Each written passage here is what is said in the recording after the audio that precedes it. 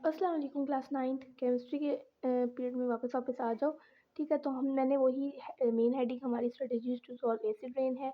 Topic हमारे पास है acid rain migration and sub topic जो हमारे पास है वो एमिशन कंट्रोल है। ठीक है, वही वाली जो मैंने उसमें आपको डिजिटल वे में समझाई है और अभी मैं इसको आपको लिख कर समझाने वाली हूँ। तो अभी इसको रेज कर लेते हैं क्योंकि मैं अब अपना मेन हेडिंग भी पता चल गई है, स्ट्रेटजीज सॉल्व कैसे करते हैं एसिड रेन को।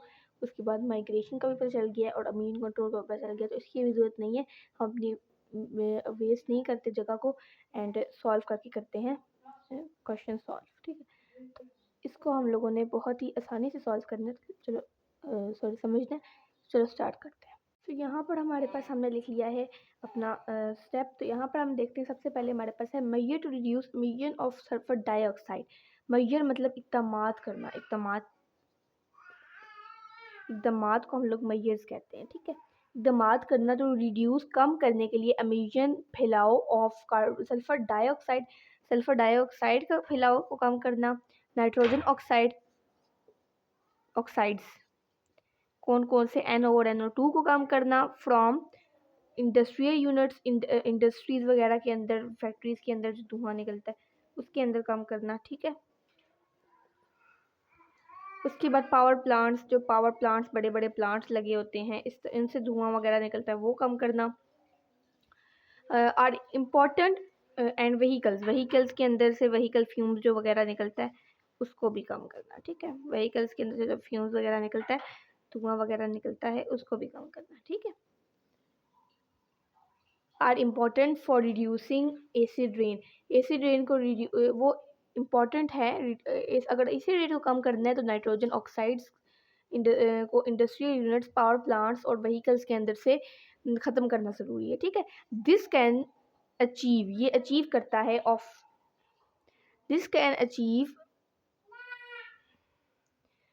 Through the introduction of anti pollution technologies. ये किस तरह कम हो सकता है, किस तरह अचीव हो सकता है अगर आप इंट्रोडक्ट करवाएं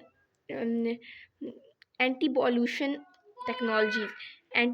टेक्नोलॉजीज़ को इंट्रोड्यूस करवाएं।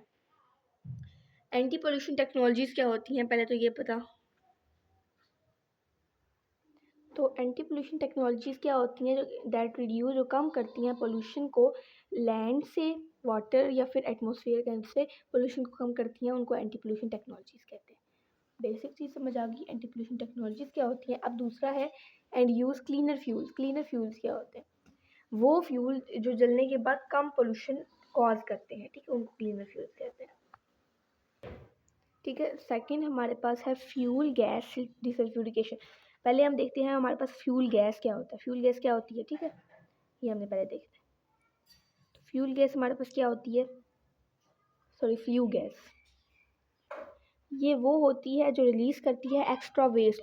जैसे अब ये पावर प्लांट या इंडस्ट्री हमारे पास है जिसका ये एक्स्ट्रा वेस्ट जो निकाल रही है ना, ये फ्लू गैस कहलाती है।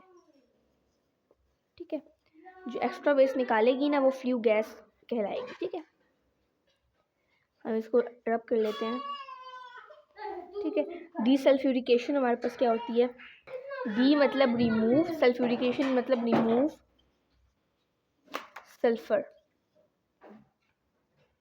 ठीक है, सल्फर को रिमूव करना। ठीक है, ये क्या होता है, फ्लू गैस होती है एक्स्ट्रा रिलीज वेस्ट करना, मतलब एक्स्ट्रा जो रिलीज हो रही है वेस्ट के अंदर से सल्फर को रिमूव करना बेसिकली इसका मतलब। ठीक है,